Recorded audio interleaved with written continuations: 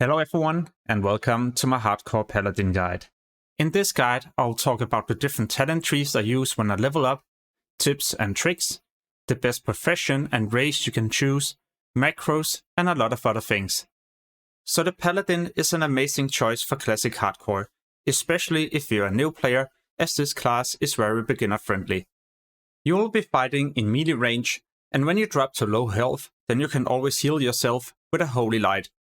On top of this, you will also get many different spells that will make your leveling super chill. And these spells also allow the Paladin to make way more mistakes and still not die.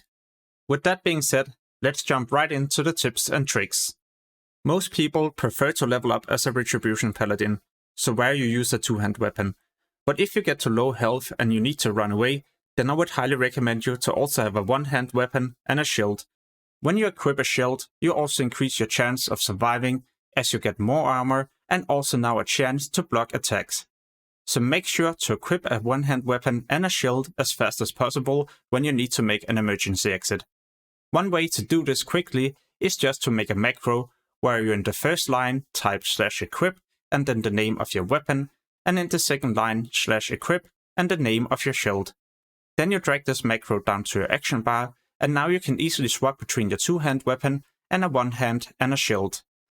Your Holy Light and Flash of Light is amazing for healing yourself, especially if you're just fighting one target. But when you're fighting too many enemies at the same time, then this cast will also be knocked back and it will take you so many seconds to cast it. In most cases, you will end up taking more damage compared to the healing you do. Therefore, it's usually also way better just to use a shield and then a heal. For example, your Divine Protection that you unlock at level 6.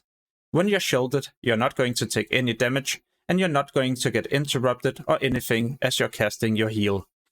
But the whole reason why I show you this clip is mainly because of First Aid. When you level up First Aid, you can craft bandages to heal yourself. And this is so useful when you shield yourself, especially if you're low on mana and you can't really afford to cast a Holy Light or a Flash of Light. So leveling up First Aid should definitely be mandatory. Your bubbles are also going to save your life many different times. But remember, in hardcore, you will not be able to use a bubble followed by your Hearthstone. This move has been blocked by Blizzard. So it's going to be way better just to run away with your bubble and try to get out of combat. So as you're running away, make sure not to do any attacks, else you will just extend the time before the enemies will also start to evade. So what do I do next? Because my bubble is just about to expire and I'm still low on health. Well, now would probably be a good time to either do a quick heal, use a potion, or just use your Lay on Hands. Because in Classic, you can use a bubble followed by Lay on Hands. And this is mainly why the Paladin is such a beginner-friendly class, because you can make mistakes and you can easily get out of them without dying.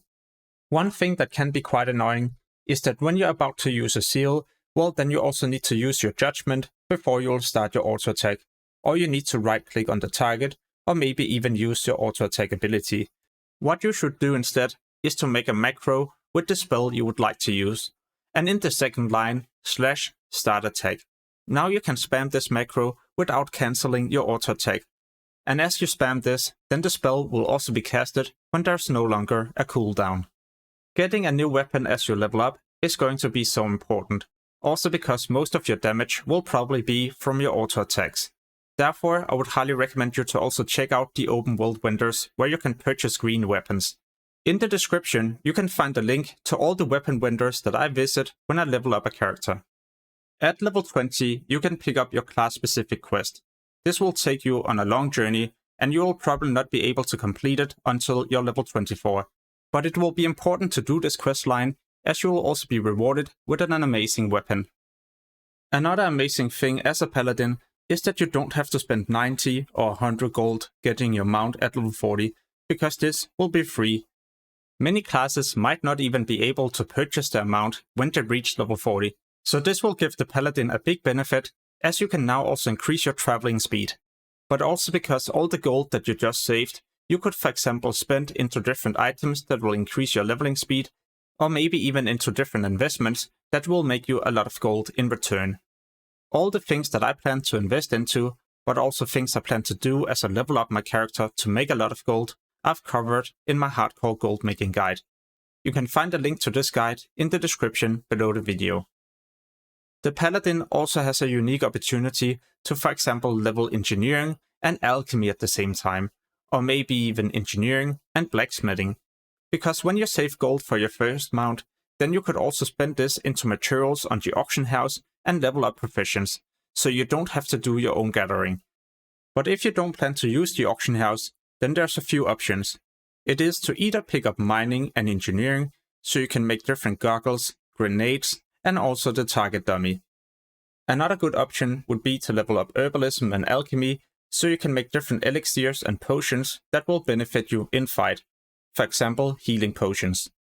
I know some people would probably also vote for mining and blacksmithing, but to be honest, then a lot of the materials you need to gather to level up blacksmithing is way higher level compared to your level. What I for example mean is that at around level 20, you would for example have to go to a level 25 or 30 area to collect different materials that allow you to craft a level 15 weapon.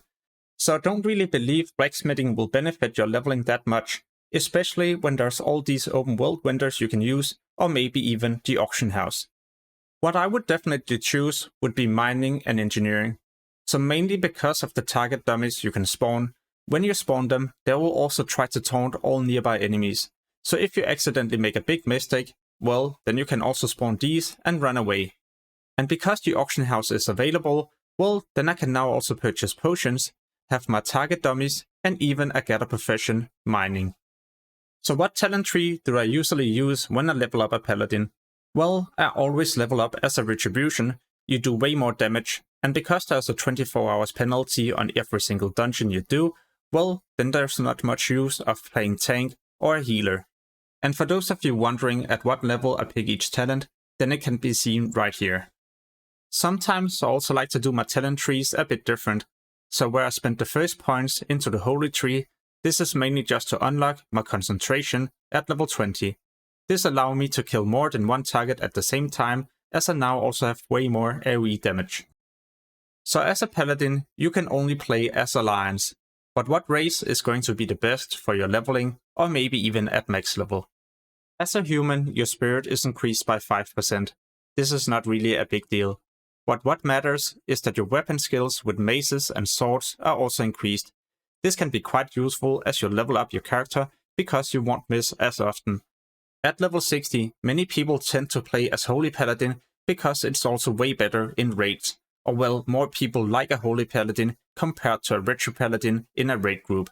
So if you manage to get to 60, then these ratios won't be as good. So isn't it just better to roll a dwarf? Nah, not really.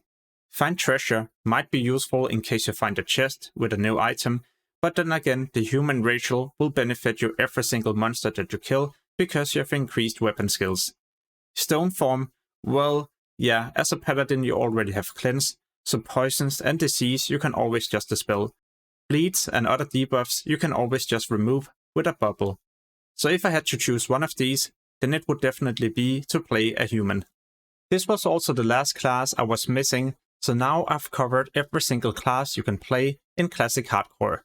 If you wish to see other Classic Hardcore guides, for example gold making or many other different tips and tricks that will help you level, then make sure to also check out the channel or even subscribe to get notified the next time I post a new hardcore video.